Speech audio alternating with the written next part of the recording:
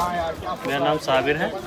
आप ये एरिया देख रहे हैं ताजमहल का 4 कोट एरिया है, क्योंकि यहाँ पर ताजमहल के 4 गेट हैं एंड 4 गार्डन, इसलिए इसको 4 कोट एरिया कहा जाता है।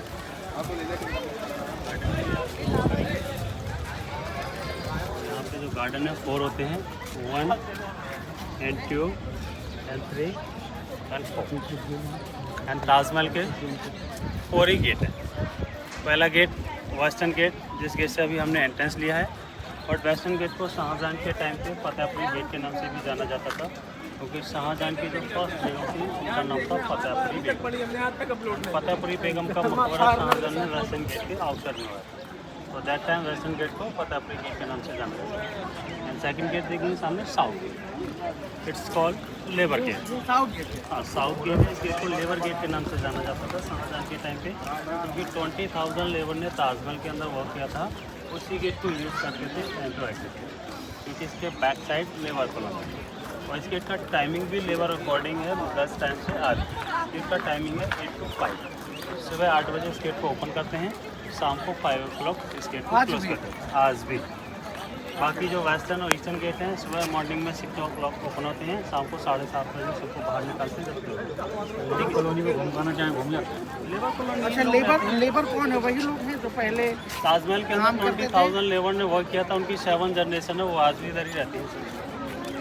उनके मकान बने हुए आज के टाइम से, तो लेबर कॉलोनी के नाम से जाना जाता है। लेबर वहाँ पे रहते हैं लोग। नहीं, मैं ये पूछ रहा हूँ, आज भी लेबर वही लेबर उनके परिवार वाले हैं? हाँ, उनके परिवार वाले 7 जनरेशन है, 7th जनरेशन है।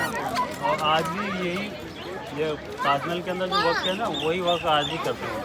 इसका जो डेमोक्रेशन है अभी आपको आउटसाइड दिखाएंगे। गवर्नमेंट ने, टूरिज्म डिपार्टमेंट ने मिनी ताजमहल बनाया है, और वहाँ पे आपको मार्बल का, हैंडीक्राफ्ट का जितना भी वर्क है वहाँ पर आपको एज अ डेमो दिखाते हैं। उसका कोई अलग टेस्ट चाहिए।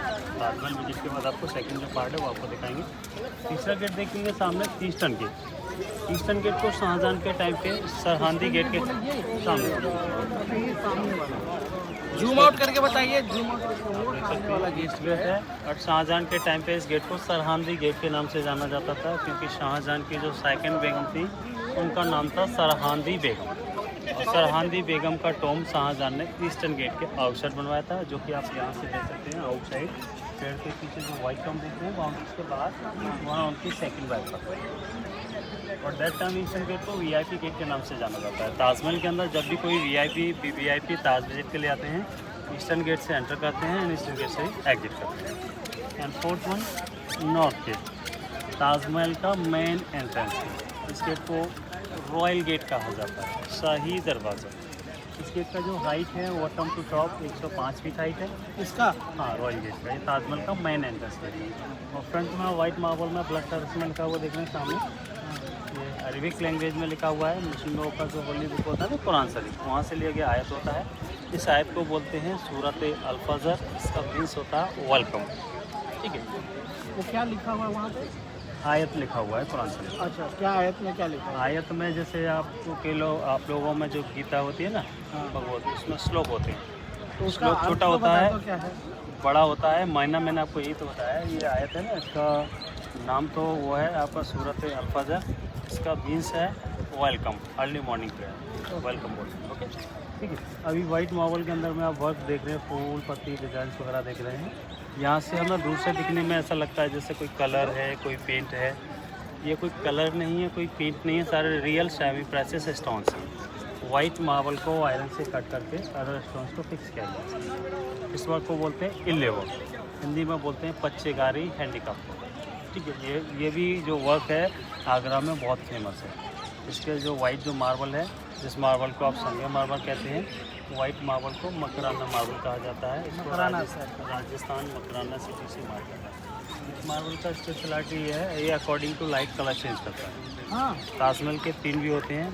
सबसे जो बेस्ट व्यू होता है वो फुल मून होता है। तो सनराइज़ होता है ना अर्ली मॉर्निंग, तो वाइट बिल्डिंग ताजमहल का वाइट मार्बल देखेंगे, आपको पिंक नज़र आएगी। और इवनिंग टाइम पे जब सूरज सनसेट होता है, तो उस टाइम पे जो वाइट मार्बल है वो येलो टाइप का नज़र आता है। और जब फुल मून होता है, फुल मून के टाइम पे ताजमहल का जो वाइट मार्बल है वो मिल्की वाइट नज़र आता है। और वाइट मार्बल के अंदर में जितने भी रेड स्टोन है फ्लावर शेप में है, वो नेचुरली ग्लोइंग करते हैं लाइक अ डायमंड। आप देख सकते हैं जो वाइट मार्बल के अंदर में फ्लावर से में जो रेड स्टोन लगा हुआ ना सर, इस स्टोन को बोलते हैं कोरल स्टार ऑफ इंडिया। इस स्टोन का खासियत ये है, ये एवरी फुल मून लाइट में नेचुरली ग्लोइंग करता है लाइक अ डायमंड।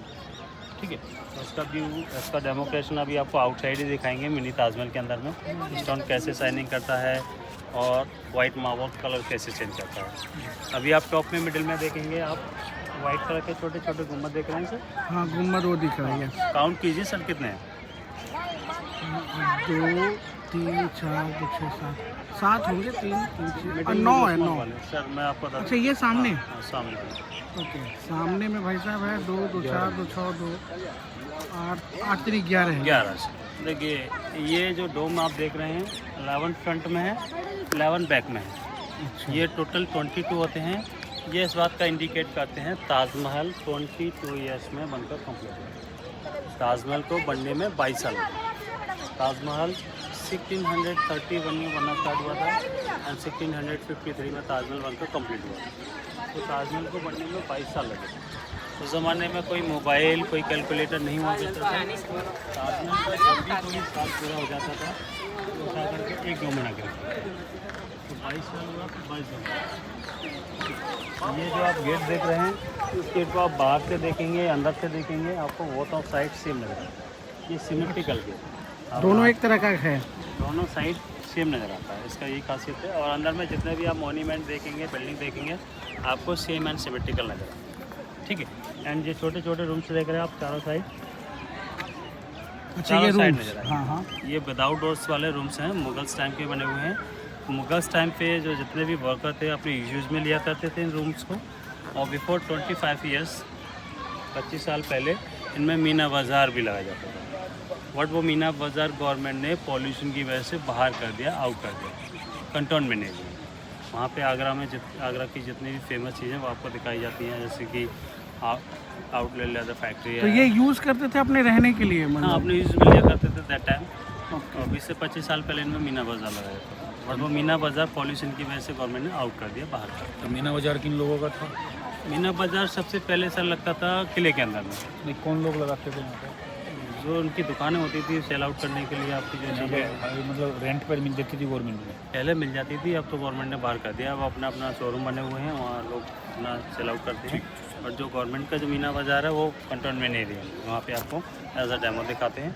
ठीक है, तो पहले जो मीना बाज़ार लगता था वो किले के अंदर लगता था, जो अकबर के टाइम पे उनकी जो लेडीज़ें थी मुगलों की, वो बाहर नहीं जाती थी। तो मीना की आपको मैं बता दूँ, आगे का एक्सप्लेन आपको आगे करते हैं। हाँ, आइए। ठीक है, आगे ठीक के अंदर में हाँ जो वन फोटो वगैरह लेना है भाई, इतना बढ़िया बढ़िया कैमरा है, क्या प्रोफेशनल से खिंचवाए। सर, अपना अपना आप हो ना, आप फोटो खींच देना। मैं आपके मोबाइल से ऑपरेट कर दूंगा। Yes, अगर आपको कैमरे से चाहिए तो यहाँ से ले सकते नहीं सर, आज के कैमरा का कहाँ जमाना है सर, कहाँ वो फ़ोटो लेके रखेंगे। उनको बताइए कि वो अगर मेरे मोबाइल में डाल देंगे तो फिर मैं उनके लिए कुछ कर सकता हूँ। हैं। क्या गुरु, में भी डाल देते हैं, कितना चार्ज? ये अपना वो अपना चार्ज लेते हैं, उनसे बात करते हैं। ओके, पहले आप करें। आप ये जिस डिपार्टमेंट से मैंने आपका टिकट लिया है, ASI archaeological survey of India, उस डिपार्टमेंट से ये फोटोग्राफर होते हैं। लेना चाहे ले सकते हैं। थोड़ा बोलते रहेंगे तब आपको पता चलेगा ना। और यहाँ से अगर आप चाहो तो मोबाइल से मैं भी ऑपरेट कर दूँगा। हाँ, यहाँ से मैं आपकी फ़ोटो निकालता हूँ, फिर अंदर चलते हैं। यस। और उनको इंग्लिश नहीं मालूम होता है कौन सा फोटो कहाँ से आता है। तो जहाँ का है ये लेबर लेबर गेट, और ये ईस्टर्न गेट। Eastern gate. और ये क्या है वहाँ पे? ये सेकंड वाइफ का टोम है, सरहंदी बेगम का, शाहजहां की ये सेकंड बेगम पीछे थी। इन्होंने बाउंड्री के पीछे क्यों डाल रखा? ऐसा ना देखिए, शाहजहां की 3 बेगम थी। हाँ, 3 की 11 बताया जाता है। नो, ऑफिशियल 3 बीवी थी, अनऑफिशियल कितनी भी बताते हैं, 14 भी बताते हैं, 15 भी बताते हैं। अच्छा, 14 भी शाहजहां की जो ऑफिशियल वाइफ थी वो 3 थी। यार, इनको इतना क्या जरूरी था रखना? सर राजा थे, महाराजा थे। अच्छा अच्छा। और दूसरी चीज़ आपको बता दूँ, हाँ पहली बेगम थी फतेहपुरी बेगम थी, हाँ। सेकंड बेगम थी सरहंदी बेगम थी, और तीसरी बेगम थी मुमताज़ बेगम थी, जिनकी याद में शाहजहां ने तारीफ की। नहीं, पहली का ये हुआ। एक्चुअली देखिए, मैं आपको बताऊँ, शाहजहां की जो फर्स्ट और सेकंड जो मैरिज हुआ था वो अरेंज मैरिज हुआ था और कम उम्र हुआ। तो शाहजहां की जो फर्स्ट और सेकंड वाइफ थी, उनसे कोई बच्चे नहीं हुए थे, कोई औलाद नहीं थी, उनका डेथ हो गया। तीसरी दूसरी बेगम थी मुमताज़ बेगम, जो उन्होंने लव मैरिज किया था और उनसे शाहजहां को 14 बेबी हुआ। लास्ट टाइम जब मुमताज़ का जब डेथ हुआ था, उनका जो लास्ट कन्वर्सेशन हुआ था शाहजहां से, तब उन्होंने 3 प्रॉमिस ले लिए थे शाहजहां से अपने लिए। पहला प्रॉमिस उनका ये था कि आप मेरे मरने के बाद कोई चौथी शादी नहीं करेंगे। एंड सेकंड प्रॉमिस उनका था कि आप मेरी फैमिली का अच्छा से ख्याल रखेंगे। तीसरा प्रॉमिस उनका था कि आप प्रूव करें आप ऐसे क्या तलब करते हैं। मेरे मरने के बाद मेरे आप जो मकबरा बनवाएं वो ऐसा बनवाएं जिसको दुनिया देखे, आप देखें तो आपको भी किया। तब शाहजहां ने अपनी बेगम मुमताज़ मरने के बाद भी तो शादी उन्होंने किया बच्चे की। इन्होंने मरने के बाद भी तो शादी किया। हाँ, तो उन दोनों वाइफ का कोई प्रॉमिस ही नहीं था। तीसरी वाइफ को उन्होंने मुमताज़ बेगम से शादी किया था। मुमताज़ के बाद कोई शादी नहीं मुमताज़ किया। के बाद शादी नहीं कोई की, शादी नहीं उसके बाद तो जेल में घेर दिया। जेल में चले गए। वो तो बहुत टाइम बाद, वो तो जेल ठीक है, बताते हैं। ओके ओके, कंटिन्यू चलिए आगे चलते ठीक है, तो यहाँ से फोटो लेना है आपको। हाँ।